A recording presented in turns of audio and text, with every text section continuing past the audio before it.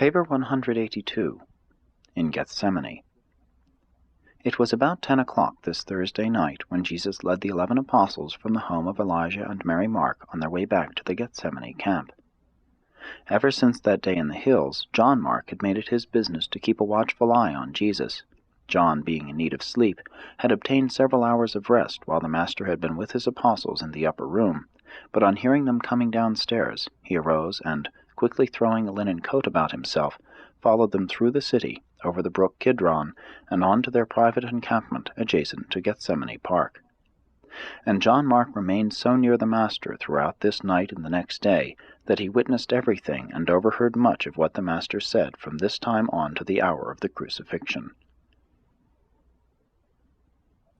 As Jesus and the 11 made their way back to camp, the apostles began to wonder about the meaning of Judas's prolonged absence, and they spoke to one another concerning the Master's prediction that one of them would betray him, and for the first time they suspected that all was not well with Judas Iscariot. But they did not engage in open comment about Judas until they reached the camp, and observed that he was not there, waiting to receive them.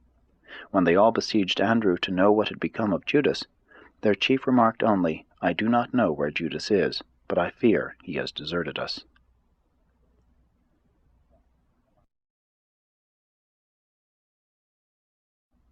(1) The Last Group Prayer.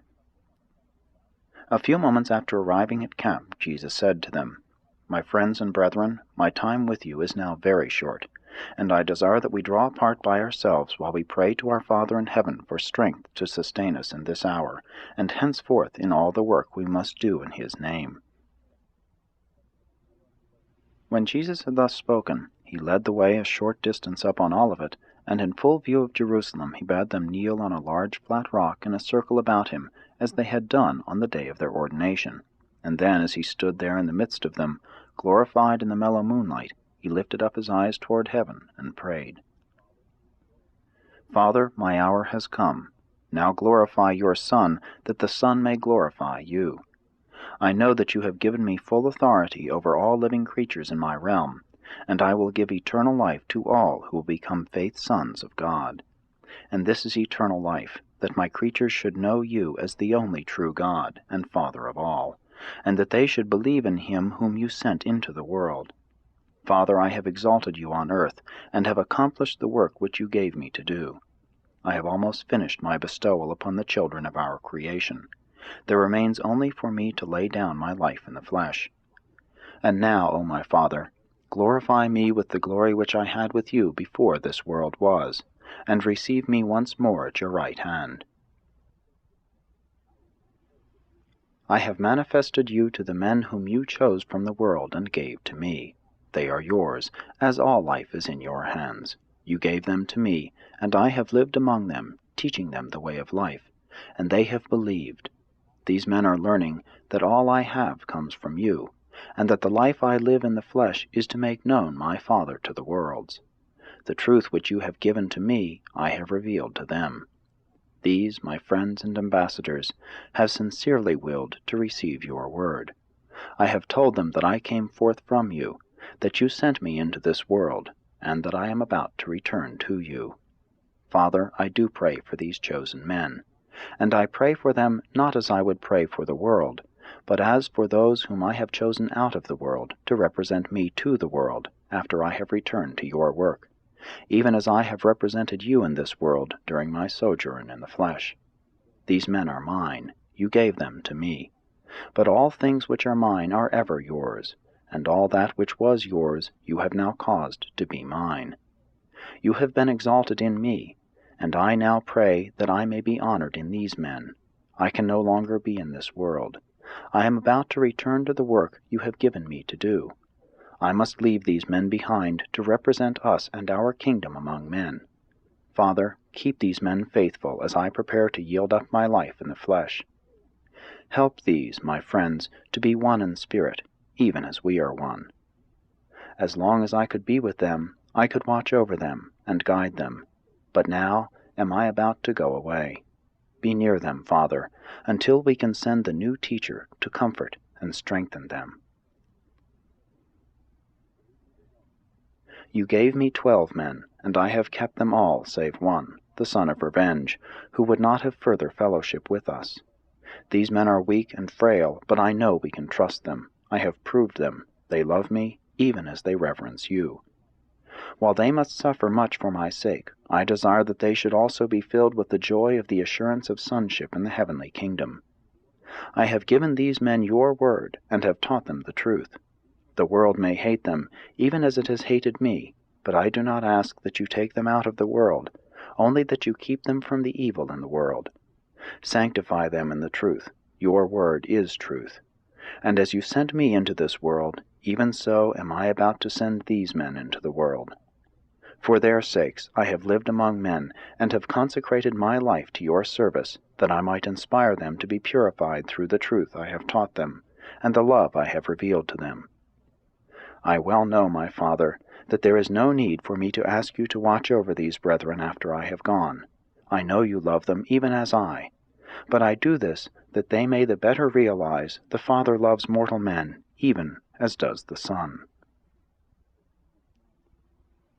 And now, my Father, I would pray not only for these 11 men, but also for all others who now believe, or who may hereafter believe the gospel of the kingdom through the word of their future ministry. I want them all to be one, even as you and I are one. You are in me, and I am in you, and I desire that these believers likewise be in us, that both of our spirits indwell them. If my children are one, as we are one, and if they love one another as I have loved them, all men will then believe that I came forth from you, and be willing to receive the revelation of truth and glory which I have made. The glory which you gave me I have revealed to these believers. As you have lived with me in spirit, so have I lived with them in the flesh. As you have been one with me, so have I been one with them, and so will the new teacher ever be one with them, and in them. And all this have I done that my brethren in the flesh may know that the Father loves them, even as does the Son, and that you love them even as you love me. Father, work with me to save these believers, that they may presently come to be with me in glory, and then go on to join you in the paradise embrace. Those who serve with me in humiliation, I would have with me in glory, so that they may see all you have given into my hands as the eternal harvest of the seed-sowing of time in the likeness of mortal flesh. I long to show my earthly brethren the glory I had with you before the founding of this world. This world knows very little of you, righteous Father, but I know you, and I have made you known to these believers, and they will make known your name to other generations. And now I promise them that you will be with them in the world, even as you have been with me. Even so. The 11 remained kneeling in this circle about Jesus for several minutes before they arose and in silence made their way back to the nearby camp. Jesus prayed for unity among his followers, but he did not desire uniformity. Sin creates a dead level of evil inertia, but righteousness nourishes the creative spirit of individual experience in the living realities of eternal truth, and in the progressive communion of the divine spirits of the Father and the Son. In the spiritual fellowship of the believer's Son with the divine Father, there can never be doctrinal finality and sectarian superiority of group consciousness. The Master, during the course of this final prayer with his apostles, alluded to the fact that he had manifested the Father's name to the world, and that is truly what he did by the revelation of God through his perfected life in the flesh. The Father in heaven had sought to reveal himself to Moses, but he could proceed no further than to cause it to be said, I am. And when pressed for further revelation of himself, it was only disclosed, I am that I am. But when Jesus had finished his earth life, this name of the Father had been so revealed that the Master, who was the Father incarnate, could truly say, I am the bread of life. I am the living water. I am the light of the world. I am the desire of all ages. I am the open door to eternal salvation. I am the reality of endless life. I am the Good Shepherd. I am the pathway of infinite perfection. I am the resurrection and the life. I am the secret of eternal survival. I am the way, the truth, and the life. I am the infinite Father of my finite children.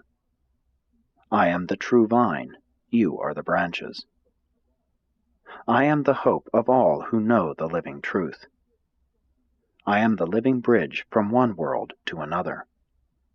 I am the living link between time and eternity. Thus did Jesus enlarge the living revelation of the name of God to all generations. As divine love reveals the nature of God, eternal truth discloses his name in ever-enlarging proportions.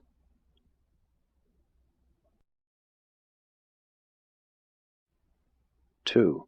Last hour before the betrayal. The apostles were greatly shocked when they returned to their camp and found Judas absent.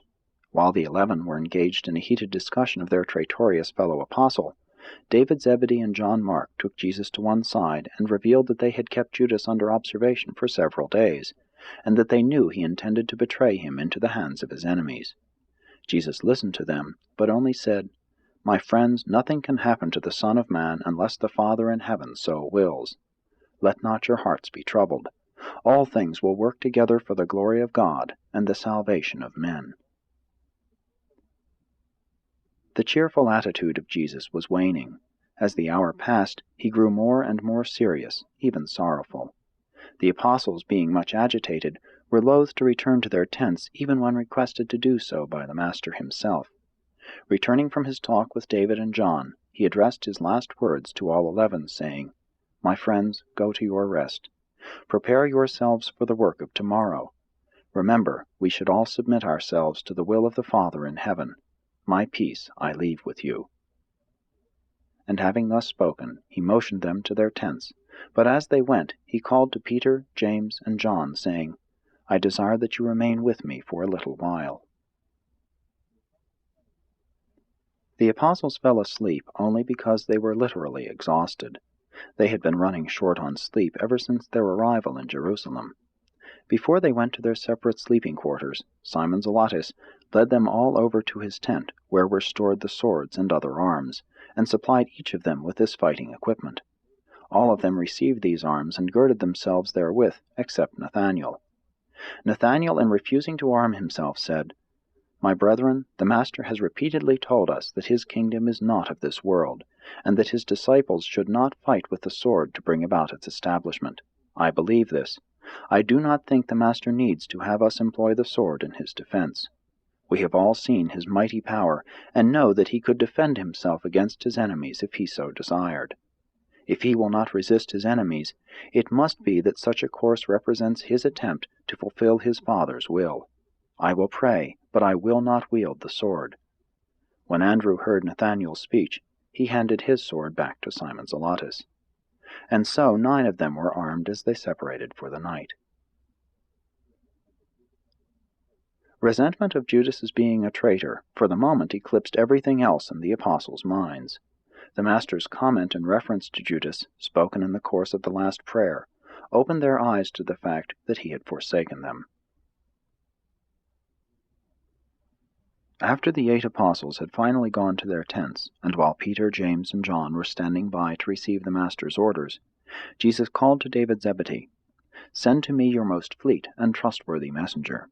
When David brought to the Master one Jacob, once a runner on the overnight messenger service between Jerusalem and Bethsaida, Jesus, addressing him, said, "In all haste go to Abner at Philadelphia and say, The Master sends greetings of peace to you, and says that the hour has come when he will be delivered into the hands of his enemies, who will put him to death, but that he will rise from the dead and appear to you shortly before he goes to the Father, and that he will then give you guidance to the time when the new teacher shall come to live in your hearts."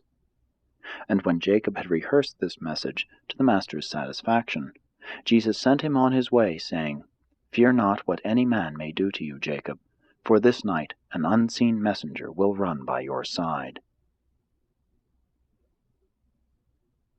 Then Jesus turned to the chief of the visiting Greeks who were encamped with them, and said, "My brother, be not disturbed by what is about to take place, since I have already forewarned you. The Son of Man will be put to death at the instigation of his enemies, the chief priests and the rulers of the Jews. But I will rise to be with you a short time before I go to the Father. And when you have seen all this come to pass, glorify God, and strengthen your brethren.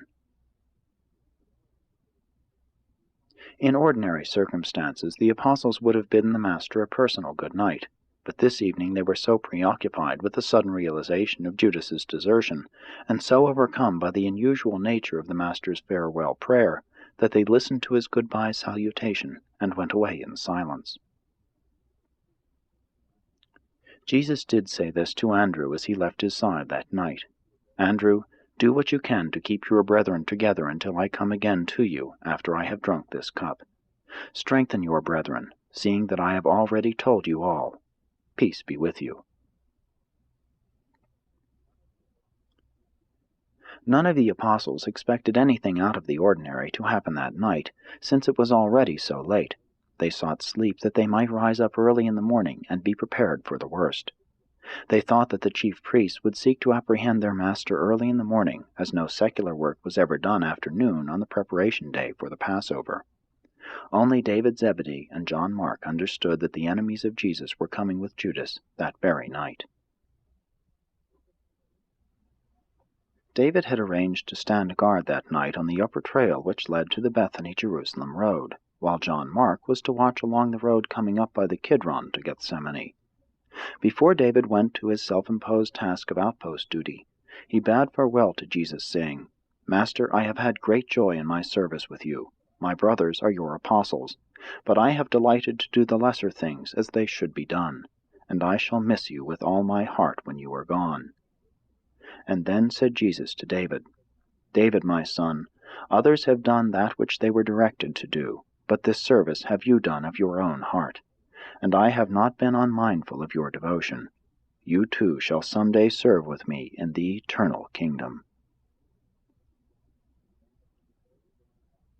And then, as he prepared to go on watch by the upper trail, David said to Jesus, "You know, Master, I sent for your family, and I have word by a messenger that they are tonight in Jericho. They will be here early tomorrow forenoon, since it would be dangerous for them to come up the bloody way by night." And Jesus, looking down upon David, only said, "Let it be so, David." When David had gone up Olivet, John Mark took up his vigil near the road which ran by the brook down to Jerusalem. And John would have remained at this post but for his great desire to be near Jesus and to know what was going on. Shortly after David left him, and when John Mark observed Jesus withdraw with Peter, James, and John into a nearby ravine, he was so overcome with combined devotion and curiosity that he forsook his sentinel post and followed after them, hiding himself in the bushes, from which place he saw and overheard all that transpired during those last moments in the garden, and just before Judas and the armed guards appeared to arrest Jesus. While all this was in progress at the Master's camp, Judas Iscariot was in conference with the captain of the temple guards, who had assembled his men preparatory to setting out, under the leadership of the betrayer, to arrest Jesus. 3. Alone in Gethsemane. After all was still and quiet about the camp, Jesus, taking Peter, James, and John, went a short way up a nearby ravine, where he had often before gone to pray and commune. The 3 apostles could not help recognizing that he was grievously oppressed. Never before had they observed their Master to be so heavy-laden and sorrowful. When they arrived at the place of his devotions, he bade the 3 sit down and watch with him while he went off about a stone's throw to pray. And when he had fallen down on his face, he prayed, "My Father, I came into this world to do your will, and so have I.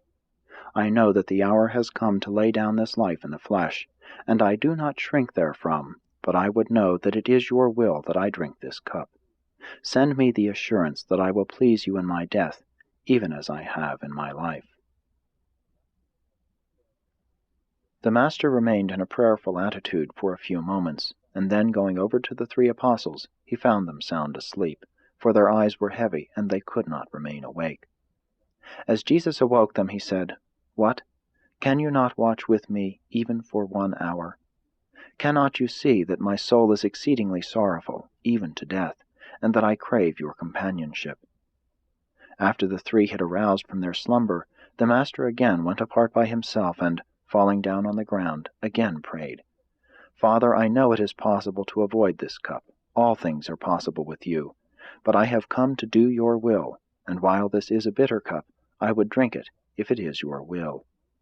And when he had thus prayed, a mighty angel came down by his side, and, speaking to him, touched him, and strengthened him.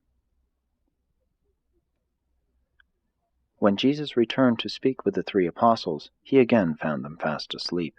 He awakened them, saying, "In such an hour I need that you should watch and pray with me. All the more do you need to pray, that you enter not into temptation. Wherefore do you fall asleep when I leave you?" And then for a 3rd time the Master withdrew and prayed, "Father, you see my sleeping apostles. Have mercy upon them. The spirit is indeed willing, but the flesh is weak.